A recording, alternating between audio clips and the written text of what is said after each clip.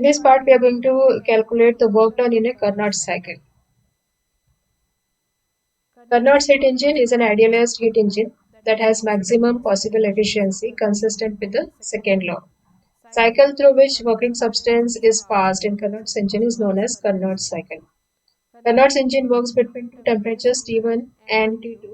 T1 is the temperature of the hot reservoir and T2 is the temperature of the cold reservoir. In a Carnot cycle, system is taken from temperature T1 to T2 and then back from temperature T2 to T1. We have taken ideal gas as the working substance in Carnot's engine. The state of the substance is completely defined by the PV diagram. Now, to calculate the work done in this Carnot cycle, we will take the cylinder, and in the cylinder, let us take 1 mole of a perfect gas. Let the initial temperature of the gas be T1 Kelvin, and let the temperature of the source be also T1 Kelvin. And in this case, we have seen that the in this cycle, the working substance is taken through four quasi-static processes. The first one is isothermal expansion. The second is adiabatic expansion. The third is isothermal compression. And the fourth one is adiabatic compression. So let us see the first stage, isothermal expansion. Isothermal expansion में हमने देखा था the cylinder is first placed on the source और उसके बाद में gas जो है expand होती है, it does the work W1. W1 is the work done by the gas and this is shown by the curve AB. Now this work done is given by the formula because the gas moves from state P1 V1 to P2 V2. Then we can write the work done for this isothermal expansion W1 as equal to integration from V1 to V2 PdV. और हमने पहले lectures में देखा था कि ये work done कैसे calculate किया जाता है और इसको इंटीग्रेट करने के बाद आपको मिलता है R T1 log to the base E of V2 by V1 because this is taken place at constant temperature T1. And this is shown by the area. If you draw perpendiculars from A and B, we can find the area under the curve A, B, G, E, A. The second state is the adiabatic expansion. In this case, we have seen that the cylinder is now removed from the source and it is placed on the insulating stand. और इस वक्त जो expansion होता है gas का वो adiabatic expansion है और इसके जो स्टेट है वो P2 V2 से P3 V3 पर जाएंगे और वर्क डन जो है वो W2 से डिस्क्राइब किया जाता है. द एक्सपांशन इसकी वजह से टेम्परेचर जो है इसका डिक्रीज हो जाएगा और T1 से लेकर अभी T2 टेम्परेचर पे आ जाता है because it's adiabatic, no heat is absorbed or rejected. The process is shown by this curve BC and the work done is given by W2. We can write this as equal to integration from this V2 to V3 PdV. अब इस case में जो हम expression का use करेंगे वो है PV raised पर gamma equal to constant that is K और इसको हम इसमें सब्सटीट्यूट करके हमने पहले भी इसका डेरिवेशन फाइंड किया है तो तब हमें और लिमिट्स हमने इसमें अप्लाई कर दी तो तब हमें मिलता है यहाँ पर K V3 raised to power 1 minus gamma minus K V2 raised to power 1 minus gamma divided by 1 minus gamma. अब हम क्या करेंगे ये एक्सप्रेशन को फिर से यूज करेंगे PV raised to power gamma equal to K. तो हमारे पास में ये दो स्टेट्स है इन दो स्टेट्स के लिए इसको अप्लाई करेंगे तो आपको मिलेगा ऐसे P3 V3 raised to power gamma equal to P2 V2 raised to power gamma is equal to K. यहाँ पर ये जो K है इसके जगह पर हम P3 V3 raised to power gamma डालेंगे और यहाँ जो K है इसकी जगह पर P2 V2 raised to power gamma डालेंगे. इसको सॉल्व करने के बाद में आपको मिलता है P3 V3 minus P2 V2. Right. Now we can substitute PV is equal to RT. अब P3 V3 मतलब ये स्टेट है यहाँ पर टेम्परेचर है T2 और P2 V2 का मतलब ये स्टेट है जहाँ पर टेम्परेचर है T1.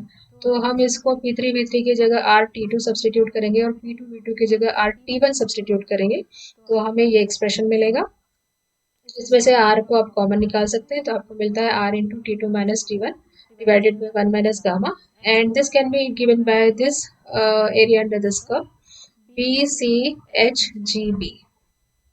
तो हमें मिलेगा equation number 2.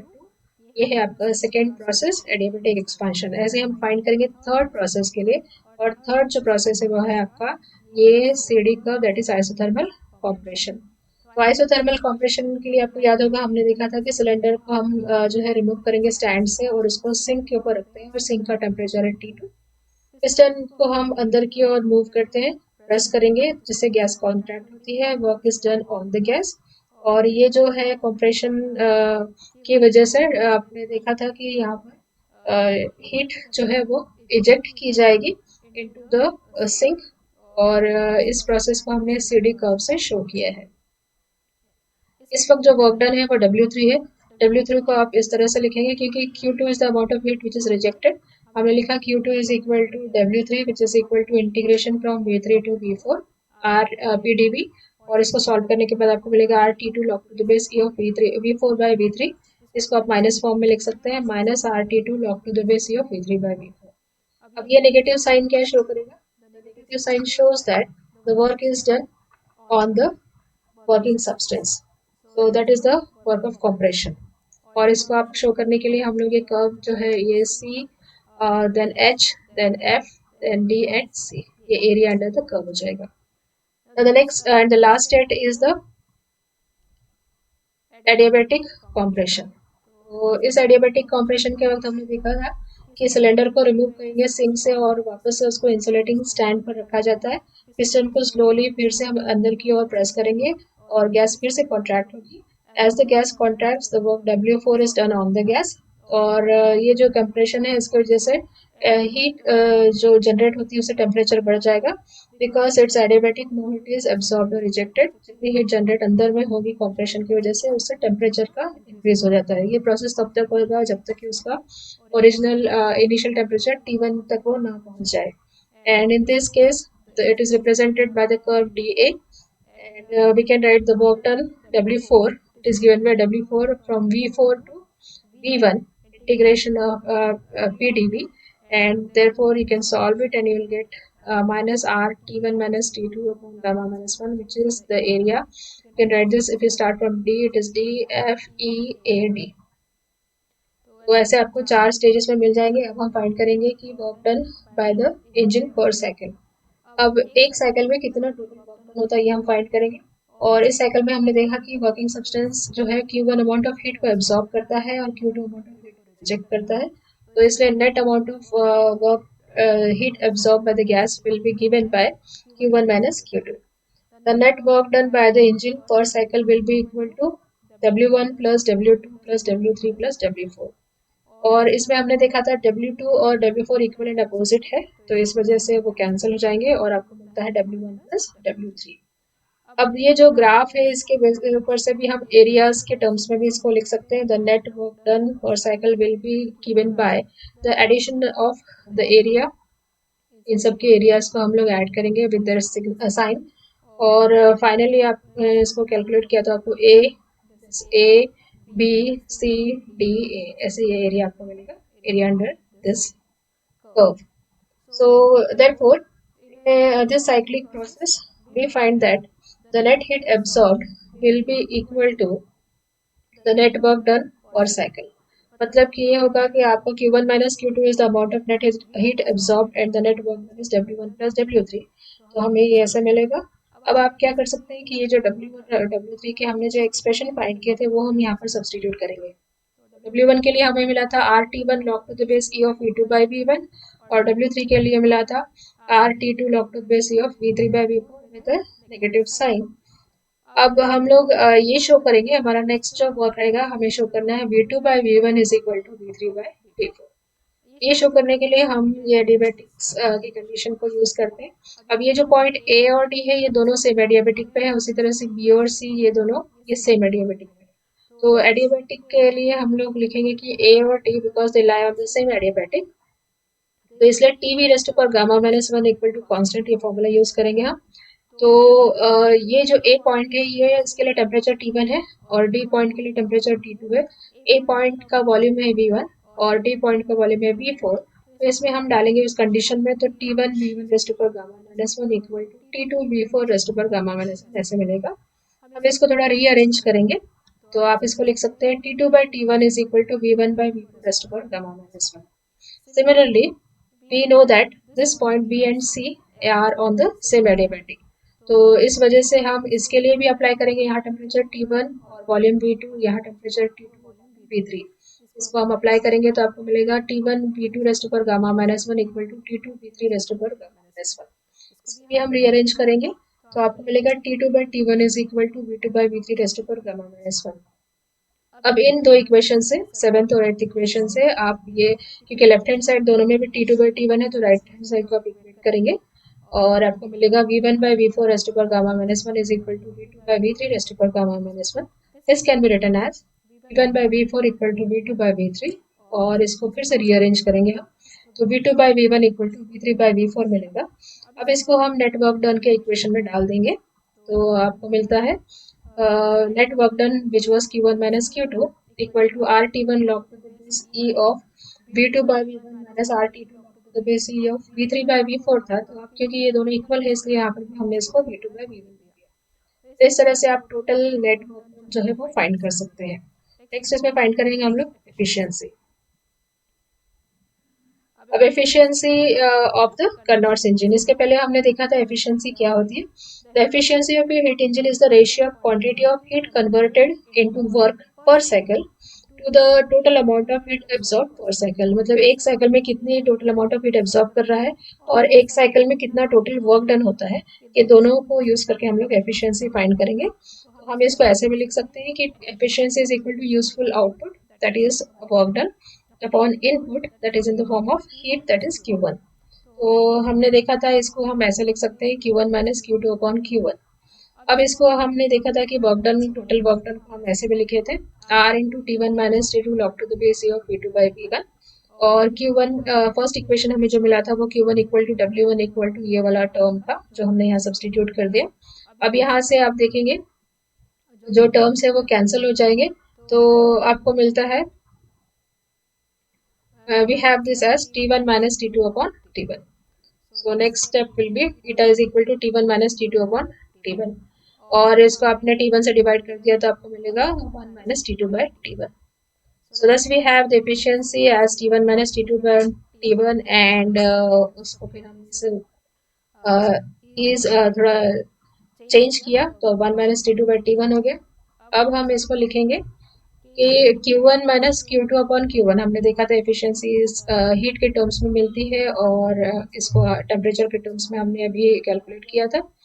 So we can write 1 minus Q2 by Q1 is equal to 1 minus T2 by T1 and hence we can write Q2 by Q1 is equal to T2 by T1। Now what can be concluded from this three equations. पहला equation हमें ये मिला था eta is equal to T1 minus T2 by T1। दूसरा equation हमने इसको लिखा 1 minus T2 by T1 और यहाँ हमने शो किया कि ratio of heats Q2 by Q1 is equal to ratio of temperatures that is T2 by T1.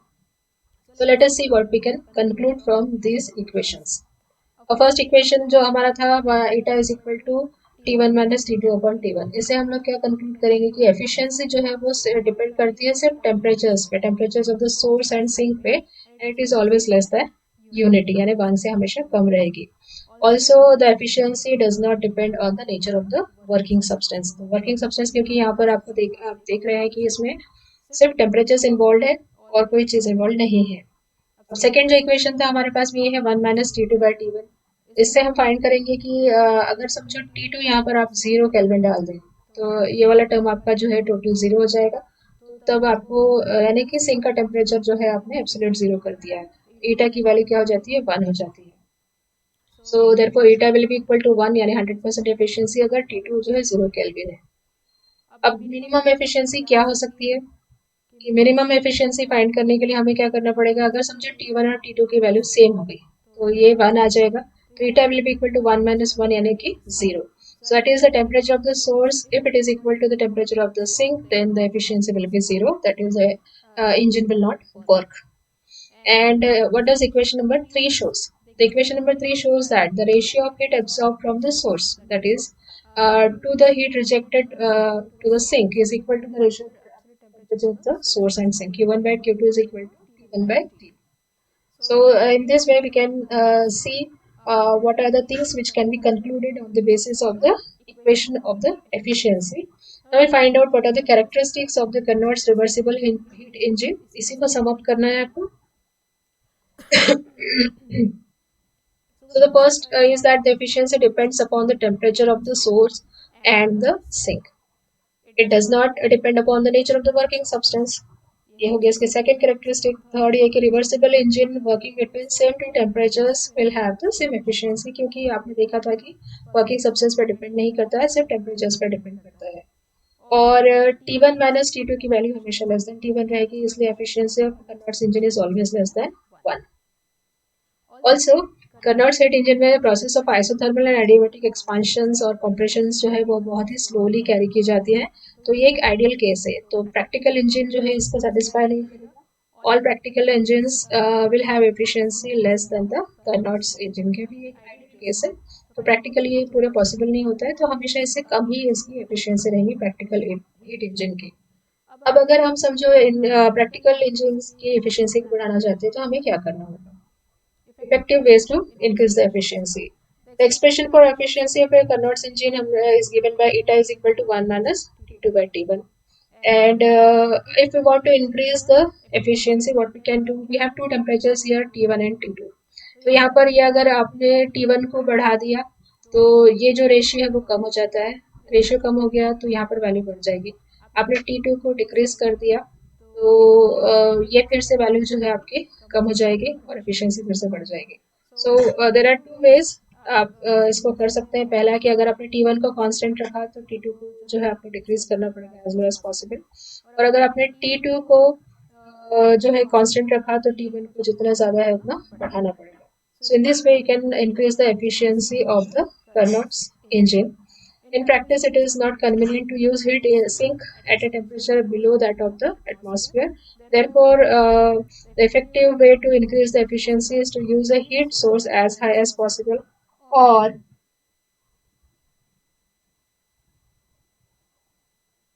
to maintain a temperature difference as high as possible.